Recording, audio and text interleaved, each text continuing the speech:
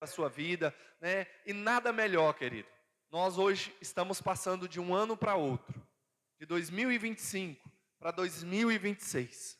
E nada melhor do que colocar o nosso ano diante da presença daquele que pode fazer milagres e maravilhas, diante daquele que nos sustenta, diante daquele que é poderoso para, como a palavra de Deus diz, para fazer infinitamente mais, além daquilo que pedimos e daquilo que pensamos. Esse é o Deus do qual eu e você servimos. E estaremos aqui em gratidão a Ele, né, adorando ao Senhor, no realizando 2026. E estarão conosco todos esses pastores, amigos, missionárias, e estarão aqui adorando, os cantores que estarão conosco aqui, sendo uma bênção. E você não pode ficar de fora. Tá bom, querido? Amém? Você pode dizer amém? Vai ser do dia 4 ao dia 11 de janeiro. Do dia 4 de janeiro ao dia 11 de janeiro, toda semana, de domingo a domingo, 8 dias. Então coloque diante de Deus esses dias como um propósito, para você entregar o seu 2026, o seu ano na presença de Deus. E eu tenho certeza que o nosso Deus continuará fazendo milagres e maravilhas através da sua vida. Amém, querido? Quantos estarão no realizando, diga graças a Deus. Glória a Deus. Cris, obrigado. Obrigado. Cris, meu amigo, obrigado. Thalita, estiveram aqui, nos ajudando. Essa ornamentação, querido. Quem fez essa ornamentação foi a Yacira. Obrigado, Yacira. Juntamente com a Rosângela, que é a equipe, né? A equipe da ornamentação. O Cris nos ajudou também. E todos os que ajudaram de alguma forma, o Ministério de Louvor, obrigado pela preparação. Continue assim, né? Nós temos um jargão entre a gente, né? É que tá bom, mas melhore. Amém? Tá bom, mas melhore, né? Porque nós devemos cada dia mais melhorar na presença de Deus. Porque nós não estamos fazendo para o nosso irmão. É lógico que já para o nosso irmão é uma boa motivação, já é algo ótimo. Porque a palavra de Deus fala para primeiro amar a Deus e depois amar o nosso irmão como a nós mesmos. Então nós devemos entregar o nosso melhor para os nossos irmãos. Mas nós estamos fazendo, realizando para aquele que é o Todo-Poderoso. Amém? Glória a Deus. E Deus continue abençoando a vida de cada um dos irmãos. Obrigado. Pretinho, você também, eu chamo ele de Pretinho, querido, porque ele me obriga a chamar ele de Pretinho, né? Foi dado posse aqui e que Deus abençoe sua vida. Está também em missões, junto com toda a equipe, né? E esse ano será o ano missionário desta igreja. Então esse ano, querido, Planaltina de Goiás vai ser pequena para essa igreja. Amém? Porque nós vamos para cima. O reino de Deus vai avançar neste ano. Porque nós entendemos que esses 2 anos passados foram anos de capacitação. Mas agora essa igreja ela vai para o campo missionário, com capacidade, com pessoas preparadas, qualificadas para levar o reino de Deus adiante. E você faz parte dessa igreja, você faz parte dessa família. E Planaltina de Goiás vai ser chacoalhada pelo poder que há no nome santo de Jesus através dessa igreja também. Amém, queridos? Glória a Deus. Agora, por gentileza, vamos colocar de pé. Eu quero trazer uma mensagem pastoral, uma mensagem do céu para a sua vida e que você possa abrir o seu coração nessa noite. Amém? Por gentileza, abra suas Bíblias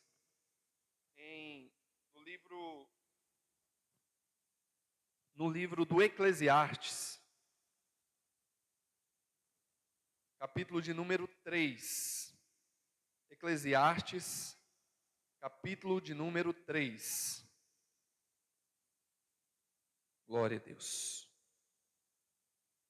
Glória a Deus. Eclesiastes, capítulo de número 3. Quantos encontraram? Amém? Está aqui no telão também, né, querido? Mas diga, eu amo a Bíblia. Amém. Eclesiastes, capítulo de número 3. Tudo tem o seu tempo determinado, e há tempo para todo o propósito debaixo do céu. Há tempo de nascer, e há tempo de morrer. Tempo de plantar, e tempo de arrancar o que se plantou. Tempo de matar, e tempo de curar. Tempo de derrubar, e tempo de edificar. Tempo de chorar, e tempo de rir. tempo de prantear e tempo de dançar. Tempo de espalhar pedras e tempo de ajuntar pedras. Tempo de abraçar e tempo de afastar-se de abraçar. Tempo de buscar e tempo de perder. Tempo de guardar e tempo de lançar fora. Tempo de rasgar e tempo de coser. Tempo de estar calado e tempo de falar. Tempo de amar e tempo de odiar. Tempo de guerra e tempo de paz. Que proveito tem o trabalhador naquilo que trabalha? Tenho visto o trabalho que Deus deu aos filhos dos homens, para com ele os exercitar. Tudo fez conforme o seu tempo. Também pôs o mundo no coração do homem, sem que este possa descobrir a obra que Deus fez desde o princípio até o fim. Somente até o 11. Somente até o 11. Curva a sua cabeça, por gentileza. Grandioso Deus. A tua igreja está reunida nessa noite, Pai, para te agradecer, Deus, porque o Senhor tem cuidado de nós. Te agradecer por um ano de paz, um ano que o Senhor Deus, em todas as situações, em todas as circunstâncias, o Senhor tem estendido a tua poderosa mão, nos protegendo, nos guardando, nos firmando em tua presença, Pai. Deus, o povo é teu, a igreja é do Senhor. Santo Deus, fala aos corações nessa noite. Traga, Senhor Jesus, uma mensagem que os teus filhos precisam para este ano de 2026. E que eles possam entender a tua palavra, viver a tua palavra e proclamar a tua palavra. Ministra aos corações, receba glória para si. É o que nós oramos a ti, em nome de Jesus. Podeis assentar, queridos. Você pode dar um glória a Deus. Amém. Amém. Queridos, a mensagem que eu quero trazer para o teu coração, que Deus me moveu a trazer para a igreja nessa noite, para essa virada de ano, para essa passagem de ano, para relembrarmos, como o presbítero Wellington aqui bem pontuou, que aquilo que passamos, passamos. Agora nós devemos olhar para frente. Agora é daqui para frente. O nosso passado, as circunstâncias adversas, as situações, as lutas, ficou para trás. Agora a palavra de Deus nos convida a avançarmos, a irmos diante de Deus e colocarmos a nossa vida perante Deus. Eu quero fazer uma reflexão com você sobre o tempo. A pergunta que eu quero trazer à igreja nessa noite é: em que você tem investido o seu tempo? Você pode perguntar para o seu irmão: em que você tem investido o seu tempo? Eclesiastes, o texto de referência, o texto que nós lemos, ele vai falar sobre tempo. E hoje nós vamos refletir sobre a importância do tempo e a nossa relação com ele. Qual a importância do tempo e como nós temos se relacionado com o tempo que Deus tem nos dado. Eu acredito que amanhã pela manhã vão depositar 100 mil na sua conta, amém? Glória a Deus. Já vou falar que não é algo profético, amém? Eu quero fazer uma ilustração.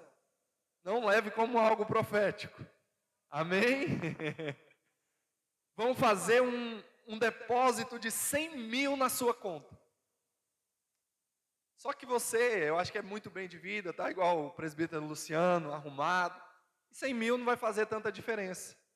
E talvez depositem 500 mil na sua conta. E ajudar a igreja? Eu acho que para alguns já ajudaria, né? E se depositasse 1 milhão amanhã na sua conta, querido, vocês iam ficar felizes? Quem ia ficar feliz? Eu estou vendo gente ainda meio triste. 1 milhão, querido. Que bênção, né? Cenzinho estava bom. Esse aqui, ele se contenta com pouco, né? Queridos, mas imagina, amanhã você 100 mil, 1 milhão na sua conta, e você liga, ou melhor, 5 milhões na sua conta, e você liga para o gerente no banco. 5 milhões já ajuda, não ajuda, igreja? Amém? Ajudaria? Amém, glória a Deus. Os irmãos agora estão mais empolgados. Você ligaria para o gerente no banco e falaria, deve ter alguma coisa, algo aconteceu aí que não está certo, porque caiu 5 milhões na minha conta. Aí o gerente, não, está certo. Qual é a sua conta? Aí você ia passar os dados, o gerente ia perguntar, qual é o seu CPF? E esse aí acerta CPF também, viu? O gerente, ele é bom para acertar CPF. Aí seu CPF é esse, aquele? Não, então é seu mesmo, caiu na sua conta. Mas tem um porém, você tem 5 milhões na sua conta. Mas aí, amanhã, você não vai acordar. Tem um porém, para esse dinheiro de fato continuar na sua conta, amanhã, dia 1º de janeiro de 2026, a sua vida finaliza. O que você prefere? Os 5 milhões ou a sua vida? O que você prefere, Cristian? A vida. Porque a vida é mais importante do que dinheiro. A vida é mais importante. Então, só tem uma condição, e essa condição seria essa: se a sua vida fosse ceifada. E quem prefere 1 milhão vivo e sabendo que amanhã sua vida termina? Não tem valor. O dinheiro não tem valor. E muitas das vezes nós não damos a devida importância da vida, do fôlego de vida, do tempo que Deus tem nos dado. Por isso muitas das vezes acordamos reclamando, acordamos murmurando, acordamos chateados, acordamos e de forma agressiva, de forma muitas das vezes estúpida, tratamos outras pessoas. Mas eu quero te dizer algo, querido: o que Deus te deu de mais valioso é a sua vida, é o tempo, é o fôlego de vida. E a vida nada mais é do que tempo. É tempo. Há tempo para tudo debaixo da terra. Tempo é a moeda mais valiosa. Ela é mais valiosa do que qualquer dinheiro. Ela é uma moeda democrática que Deus deu para todos: rico, pobre, negro, branco. Ela é uma moeda democrática. O tempo Deus deu para todos. E como eu e você temos utilizado o nosso tempo? A reflexão que eu quero te trazer nessa noite, eu quero trazer para o teu coração nessa noite, é como você tem usado o seu tempo. Deus não te dá amigos, Deus te dá tempo. E você pega o seu tempo e se relaciona com pessoas, e transforma essas pessoas, por você estar perto, se relacionando, você transforma elas em amigas. Deus não te dá dinheiro, mas Ele te dá tempo para você trabalhar, para você lutar pela vida, conquistar recursos e adquirir dinheiro. O tempo, ele é algo importantíssimo. Todos nós temos 24 horas. É a coisa mais valiosa que Deus nos deu nessa terra, porque nós temos tempo. E a palavra de Deus diz que há tempo para tudo. Deus não te dá um marido, Ele te dá tempo. E aí você vai à conquista. O homem pega um buquê de flor e vai atrás da amada. A mulher espera o cortejo do homem. E ali agora você está investindo tempo. Porque a palavra de Deus vai dizer: aquele que me ama, guarda os meus mandamentos. Sabe como que eu demonstro o meu amor por Deus? Quando eu entrego o meu tempo para Ele. Aquele que me ama guarda os meus mandamentos, ou seja, Ele tem desejo em procurar estar comigo. Ele tem desejo em entregar o seu tempo para se relacionar comigo. Por isso que a palavra no Salmo 1 vai dizer que bem-aventurado, ou seja, muito feliz, é o homem que não se detém no caminho do pecador, nem se assenta na roda dos escarnecedores, mas antes o seu prazer está na lei do Senhor, e na sua lei ele medita de dia e de noite. E eu amo esse salmo, porque ele fala sobre um homem bem-aventurado, um homem muito feliz. Você está à procura da felicidade, o ser humano vive à procura da felicidade, nós queremos ser felizes, nós estamos reunidos nessa noite em celebração a Deus, mas sabendo que aqui vai ser um momento de alegria, porque estamos entre pessoas queridas, estamos procurando satisfação, felicidade, mas a felicidade plena, querido, é só o nosso Senhor Jesus que tem para nos dar. Ele é a nossa alegria. E quando nós investimos tempo, nós estamos demonstrando que nós o amamos. Só que o texto que eu li, o texto de referência, está no livro do Eclesiastes. E quem escreve o livro do Eclesiastes é o filho de Davi, chamado Salomão. O homem que Deus deu uma sabedoria extraordinária. Um homem que Deus falou para ele: Salomão, peça-me tudo o que você quiser, que eu te darei. Imagina, querido, se Deus aparecesse diante de você e falasse: peça tudo o que eu quiser, que eu vou realizar segundo o desejo do teu coração. O que você pediria para Deus? Salomão, ele, pelos conselhos do seu pai, pela instrução do seu pai, ele pediu a Deus sabedoria. E a palavra de Deus diz que antes de Salomão e depois de Salomão, não houve nenhum homem tão sábio quanto Salomão. Então, querido, eu quero fazer uma pergunta para você: quem foi o homem mais sábio do mundo?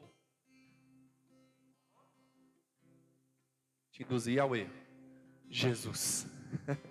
O homem mais sábio foi Jesus. Ninguém igual a Jesus. É lógico que depois de Jesus, Salomão. Amém? Porque a palavra de Deus assim nos fala.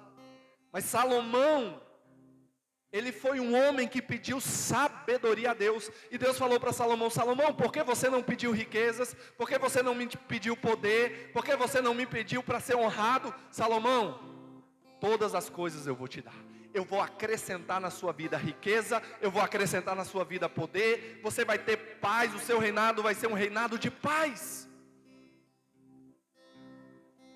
E Salomão recebeu do Senhor todas essas bem-aventuranças, todos esses talentos, esses dons, esses benefícios do Senhor. E Salomão, ele escreve 3 livros da Bíblia. Você pode dizer comigo 3 livros? O primeiro, Cânticos dos Cânticos. O segundo, Provérbios. E o terceiro, Eclesiastes. Repita, fala para o seu irmão: Cântico dos Cânticos, Provérbios e Eclesiastes. Então Salomão escreve 3 livros na Bíblia.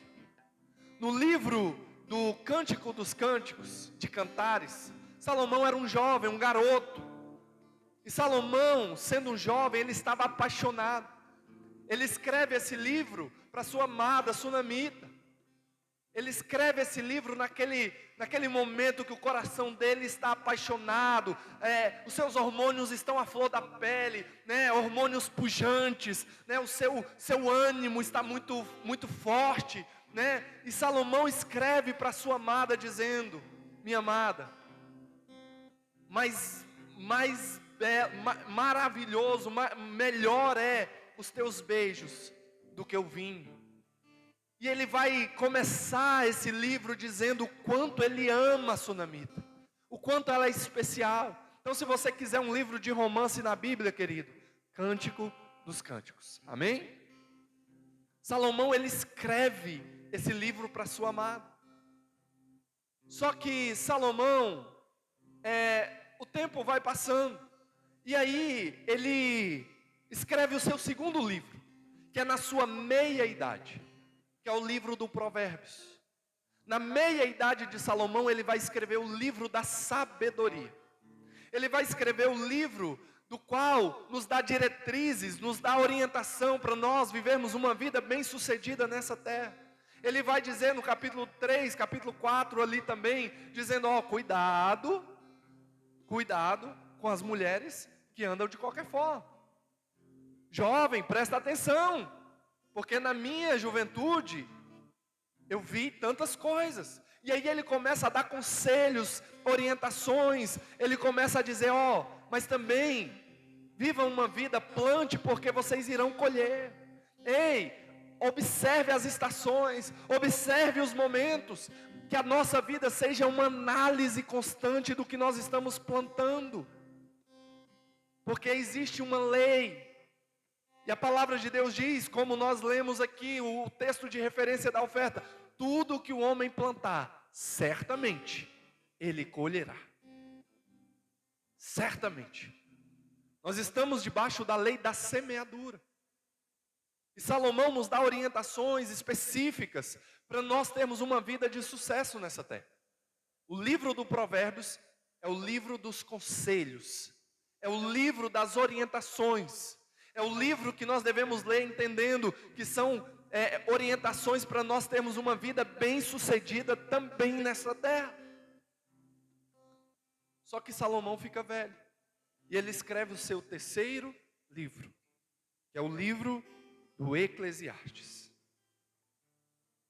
E na sua velhice, Salomão começa esse livro dizendo, vaidade de vaidade, tudo é vaidade.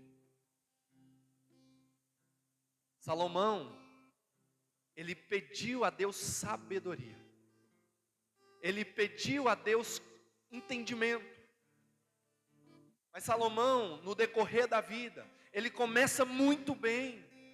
Mas querido, o importante não é como começamos. Porque cada um de nós viemos debaixo de um contexto familiar.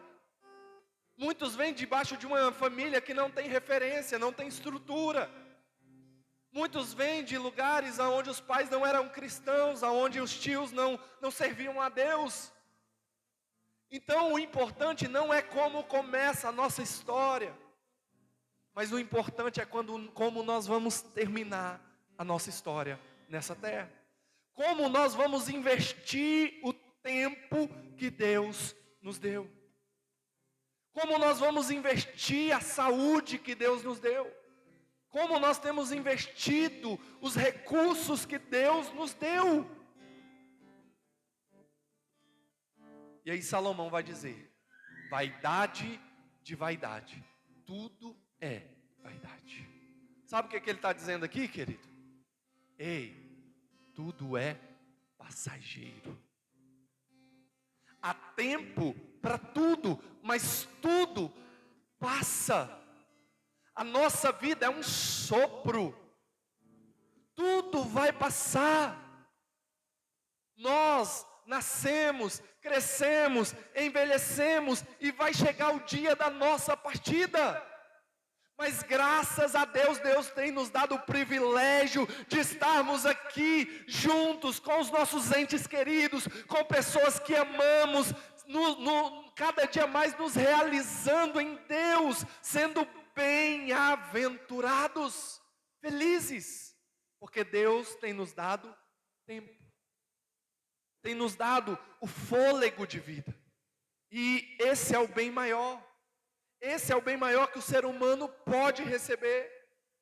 Então, Salomão, ele é um modelo de um homem que viveu tudo. Só para você ter ideia, querido, Salomão foi um homem mais rico da sua época. Os reis de outros países vinham ter com Salomão para ver toda a sua glória, para ver tudo que ele tinha, o ouro, né, os bens. Salomão, no seu harém, ele entendeu que para ele se fortalecer, ele tinha que casar com muitas princesas. E ele fazia aliança com outros povos através do casamento entre princesas. Ele casava com princesas com as filhas de outros reis.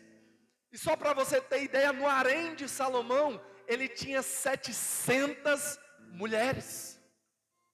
700 mulheres. E para mim, para você, achando que é algo já absurdo, ele ainda arrumou mais 300 concubinas. No total, 1000 mulheres. Eu acho que você já está com dó de Salomão, né? Porque eu e você com uma, meu Deus, só Deus na causa, né? Mas queridos, 1000 mulheres. Esse homem, ele fala que ele experimentou de tudo. Era um homem realizado em tudo. Ele casou, ele usufruiu, ele teve os bens, ele experimentou tudo que ele quis. Ele passou a sua vida realizando os seus desejos, as suas vontades. Só que quando ele chega na sua velhice, e ele olha para tudo isso que ele viveu, ele vai dizer: vaidade, de vaidade. Tudo era correr atrás do vento. Ilusão. Aí, olha a conclusão de Salomão. No capítulo 12, verso 13, coloca para a gente, por favor. Eclesiastes 12, 13. Eclesiastes 12, 13. Olha o que Salomão vai dizer. O 13 e o 14. De tudo que se tem ouvido, o fim é. Ele vai sintetizar todo o seu pensamento, toda a sua história. Olha o que Salomão diz. Teme a Deus e guarda os seus mandamentos, porque isto é o dever de todo homem.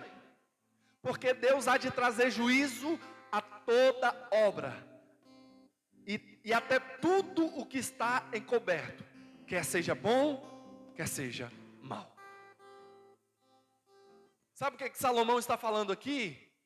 De tudo que eu vivi, de tudo que eu passei na vida, de tudo que eu usufruí, de tudo que eu me permiti viver, o fim de tudo é: tema a Deus, confia em Deus, faça aquilo que o Senhor Jesus quer da sua vida, guarda os mandamentos de Deus. Essa palavra, ela é vida, ela nos dá orientação para a vida eterna. Nela eu e você temos a vida, que só há em Jesus.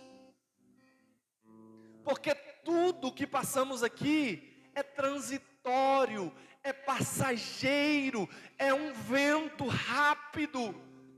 Mas aquele que está em Cristo tem uma garantia. A palavra de Deus diz que esse permanece para sempre. Amém, querido? Olha o que nós vamos pontuar nessa noite. Deus, Ele é um Deus atemporal. Deus, Ele não está limitado no tempo. Presta bem atenção. O nosso Deus, a palavra dele nos diz, as sagradas escrituras nos relata, que esse Deus, Ele é o Criador. Ele criou todas as coisas. Deus é um Deus que criou o tempo. Então o tempo não está, Deus não está subordinado à sua criação. O tempo não limita Deus. Ele é um Deus atemporal. Mas eu e você estamos debaixo de um tempo de 24 horas, que é estabelecido pelo Criador. E nós chamamos esse tempo de Cronos. É o tempo natural das 24 horas do homem. Só que o Deus Todo-Poderoso, Ele não está limitado ao Cronos. Porque o Deus Todo-Poderoso, Ele é o Criador de todas as coisas. E o nosso Deus, Ele está debaixo de um tempo estabelecido por Ele. Porque a palavra de Deus vai dizer que um dia para Deus é como 1000 anos. Um dia para Deus é como 1000 anos. Eita, queridos, a nossa decoração. Amém. Glória a Deus. Isso aí, ó. A decoradora, ela já nos ajuda. Obrigado. Então, queridos, nós estamos debaixo desse cronos, que é o tempo humano, que é de segundos, minutos, horas, dias, semanas, meses, anos, décadas, milênios. Esse é o tempo que nós estamos estabelecido. Mas o tempo de Deus é o Kairos. É o tempo que ele não está limitado. Ele sabe de todas as coisas. A palavra de Deus diz em Hebreus 13:8 que Jesus Cristo, ele é o mesmo ontem, é o mesmo hoje e é o mesmo eternamente. Ele é imutável, ele é atemporal, mas ele é o Deus que cuida da minha e da sua vida. E nós devemos entender que devemos doar, entregar o nosso tempo a ele. 2 Pedro 3:8, Pedro vai dizer: mais amados, não ignoreis uma coisa, que um dia para o Senhor é 1000 anos, e 1000 anos para um dia. É o que a palavra de Deus nos orienta, nos fala, nos relata, que esse Deus, ele não está limitado no nosso tempo natural, e ele está no Kairos, que é esse tempo de Deus, como está lá em 2 Coríntios 6:2, coloca para a gente, olha o que a palavra de Deus diz: ouve-te em tempo, porque diz, ouve-te em tempo aceitável, e socorri-te no dia da salvação. Eis aqui agora o tempo aceitável, eis aqui agora o dia da salvação. O Kairos de Deus é o plano de Deus estabelecido para que eu e você tivéssemos a vida. O plano de Deus é para que eu e você tivéssemos a salvação. E a salvação nos alcançou. E o maior bem que o ser humano pode ter, querido, é saber que nós viveremos com Cristo eternamente. A morte não vai ter domínio sobre nós, porque há uma promessa na palavra de Deus, que aquele que andar segundo os mandamentos de Jesus, aquele que for salvo, ele receberá a coroa da vida, ele comerá do fruto da vida, a árvore da vida. Eu e você em Cristo temos vida, porque ele diz em João 10:10, o ladrão, ele veio para roubar, ele veio para matar e ele veio para destruir, mas eu vim para que tenham vida. Jesus nos dá vida em eternidade. Então o tempo é a criação de Deus. E agora, queridos, olha o que nós vamos, olha o que Salomão nos relata aqui, queridos. Eclesiastes 3:11, coloca para a gente, ou melhor, 3:1, coloca para a gente. Eclesiastes 3:1.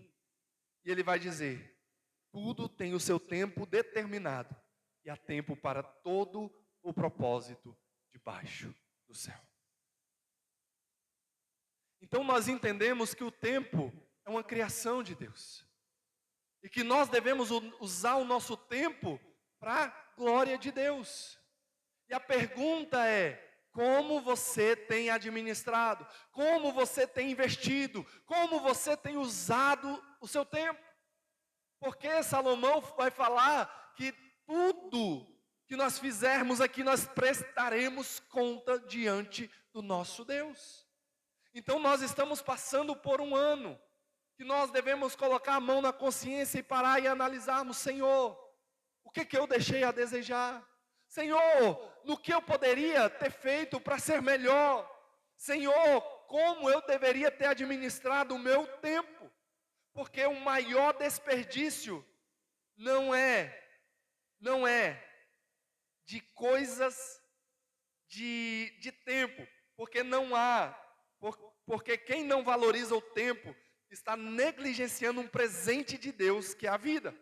Porque tempo é vida. Quando você joga seu tempo fora, isso é suicídio. Presta bem atenção nisso, querido. Quando nós administramos mal o tempo que Deus nos deu, nós estamos cometendo suicídio. Porque Deus nos deu tempo para a glória dEle, para a exaltação dEle, para o louvor dEle. Ele nos deu um tempo para que eu e você o adorássemos, para que eu e você entregasse a Ele o nosso melhor. E como nós temos administrado a nossa vida? Será que Deus tem sido glorificado no nosso tempo? Quando nós olhamos para as redes sociais, você abre o seu celular, vai lá, lá está relatando quanto tempo você passou. Você já parou para analisar quanto tempo você tem perdido no Orkut? Quem é do Orkut aí? Ó, os mais novos não sabem nem o que é isso. Só os mais velhos, né? Quanto tempo você tem perdido no Instagram, TikTok? Queridos, o tempo está passando, a vida está passando. Quais são as escolhas que nós vamos fazer daqui para frente? Olha o que Efésios 5,15 vai dizer. Efésios 5,15, portanto, vede prudentemente como andais, não como nécios, mas como sábios, remindo o tempo, porque os dias são maus. Paulo está falando aqui para os crentes de Éfeso: ei, estejam atentos, alerta, porque o inimigo está tentando roubar o seu tempo, está tentando roubar a sua comunhão com Deus, está tentando te deixar inerte, te deixar improdutivo.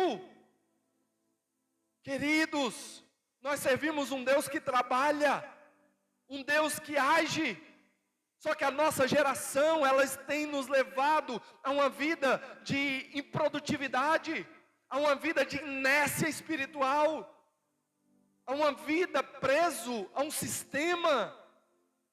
Queridos, que nós possamos investir tempo para Deus. Eu lembro muito bem que o pastor Valdeci, quando nós éramos garotos, meu pai, ele chegava em casa e nós passávamos os dias brincando. Criança quer se divertir, brincar, junta com os amigos. Eu juntava com o Hélito na rua, né? E a gente ia soltar pipa, jogar bola, coisa de criança. Só que quando meu pai chegava em casa, ele chamava a gente: ei, o que vocês fizeram? Por que vocês não vão orar, não vão falar com Deus? Meus filhos, se voltem para Deus. A orientação do meu pai, a preocupação do meu pai é: gaste tempo com Deus. Gaste tempo naquilo que vai te trazer resultado. E que 2026, querido, aquilo que eu e você deixamos de fazer, que possamos melhorar em 2026. Entregar o nosso tempo a Deus, colocar as nossas sementes diante de Deus, porque nós só vamos colher algo diferente se plantarmos uma semente nova. Não dá para viver o diferente plantando as mesmas sementes. A lei da semeadura, ela diz que nós colheremos o que plantamos. Você não vai plantar manga e colher abacaxi. Você não vai plantar morango e colher uva. Nós devemos semear aquilo que vai mudar a nossa vida, aquilo que vai mudar a nossa história. E o que eu te oriento nessa noite a semear diante de Deus é uma vida na presença de Deus, é um corandel na presença de Deus, é colocar todos os teus recursos, tudo que você tem, para a glória de Deus, a sua família, a sua casa, tudo para a glória de Deus. Porque nós estamos neste mundo, como a Vanessa bem pontuou, quer comamos, quer bebamos, quer façamos qualquer coisa, eu e você temos uma responsabilidade. Fazemos tudo para que o nosso Pai, o nosso Deus, seja glorificado. Nós o adoramos, nós o exaltamos, e o mundo precisa ver através da minha e da sua vida que tem um Deus todo-poderoso, grandioso, misericordioso, que teve graça de nós. Se você não está gostando dessa colheita, querido, que você está tendo hoje, mude a sua semente, mude. Tenha uma vida de dedicação, de entrega. Como nós podemos melhorar o nosso 2026? O que nós podemos semear hoje, para que daqui a alguns anos nós possamos colher na presença de Deus, colher na sua casa, na sua família, com seus filhos, colher no seu trabalho, o que você pode plantar hoje? plante, semeie, porque Deus, Ele vai dar o crescimento. Deus vai dar o fruto, Deus vai abençoar, porque você está colocando diante de Deus. Amém, querido? Porque certamente nós colheremos. O Salmo 90, verso 12 vai dizer: ensina-nos a contar os nossos dias, de tal maneira que alcancemos corações sábios. Olha o que o salmista está dizendo. O Salmo 90 é um salmo de Moisés. Moisés está falando para mim e para você, sabe o quê?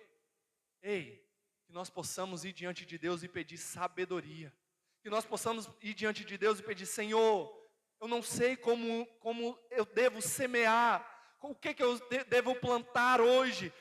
Senhor Jesus, eu não sei, mas Pai, que eu possa contar os meus dias, eu possa ter a compreensão que o tempo está passando, que a vida está passando, e que eu devo semear para a Tua glória, que eu devo semear para que a minha família seja salva, que eu devo semear para que os meus recursos sejam para a Tua glória, que eu devo semear hoje para que, Senhor Jesus, os meus filhos, os meus vizinhos sejam salvos, lá no meu emprego, o meu chefe seja salvo. O que nós devemos semear hoje? Aí o escritor em Eclesiastes vai dizer que tudo tem um tempo determinado, e há tempo de nascer, mas também há tempo de morrer. Querido, há tempo de nascer. Nós estamos aqui porque Jesus nasceu. Nós comemoramos o Natal porque o nosso Salvador nasceu. Ele veio a este mundo. Ele veio nos salvar. Mas a palavra de Deus diz que Ele nasceu, mas também que Ele morreu. Há tempo de nascer e há tempo de morrer. Ele morreu, e quando Ele morre, o que acontece? Eu e você alcançamos o acesso com o Pai. Eu e você fomos salvos. Eu e você fomos transformados. Por quê? Porque há tempo para tudo. E olhando nessa visão macro, Jesus nos salvou, nos libertou, e é o maior bem que eu e você possamos ter. Mas queridos, tem projetos nas nossas vidas que às vezes tem que nascer. É necessário nascer por um tempo. Mas também chega uma estação que vai findar. Vai acabar. Mas nós devemos usufruir, nós devemos nos doar para a estação que Deus tem estabelecido sobre as nossas vidas. Há um tempo determinado, há tempo de nascer, há tempo de morrer. Amém, querido? Há tempo de plantar e há tempo de arrancar o que se plantou. A semente que você está plantando hoje, ela vai te dar fruto, ela vai ser algo que vai gerar algo na sua vida, vai gerar um bem na sua vida, mas vai chegar um tempo que ela não vai produzir mais, e você vai ter que arrancar, você vai ter que entender. Jesus, Ele plantou, Jesus, Ele semeou. Nós olhamos para a vida de Jesus, para o seu ministério. Ele passou 30 anos no anonimato para 3 anos e meio de ministério. Ele passou uma vida de dedicação, de entrega, de semente no reino, semeando, preparou discípulos, mas ele foi aos céus, ele colheu alguns discípulos e foi ao céu, porque já a semente já tinha transcendido o semeador, e essa semente que transcendeu, foi uma semente geracional, porque Pedro prega, e ali mais de 3 mil homens se arrepende, se volta a Deus. Então a semente do reino já foi plantada, e essa semente chegou até mim e a você. Olha que a semente que Jesus plantou a realizar faz parte da sementeira do reino de Deus. Porque há um tempo de plantar, mas um dia nós seremos arrancados deste mundo e estaremos com Cristo na eternidade. Um dia nós iremos morar com o nosso Pai, porque há uma esperança do arrebatamento. A igreja será arrebatada, e o maior bem, querido, é entregarmos o nosso tempo a Deus. Amém? há tempo de matar e há tempo de curar. Quantas feridas, quantas amarguras no nosso coração, quantas situações na vida que eu e você já passou, quantos traumas tentaram te parar, feridas. Mas Deus tem uma cura para o teu coração nessa noite. O Evangelho é cura. O Evangelho salva. O que o sangue de Jesus não pode fazer, querido, eu e outra pessoa não pode fazer, porque Jesus cura as feridas. O sangue dele nos purifica. Jesus derramou sangue pela tua vida. Amém, querido? Então há o tempo da cura. Há o tempo da cura. Há o tempo de matar, há tempo de cura, tempo de derribar e tempo de edificar. Querido, tem coisas na nossa vida que nós devemos derrubar. Para que nasça algo maior, você tem que derrubar. Nós nos apegamos com situações, com circunstâncias, com pessoas, mas querido, tem momento que Deus está nos dando uma direção, para que algo maior possa vir sobre as nossas vidas. Jesus, ele nasceu, ele morreu, mas também ele plantou e ele colheu. E ele foi à cruz. E ali, ele padece por nós. Ele derruba aquele império das trevas. E agora nos traz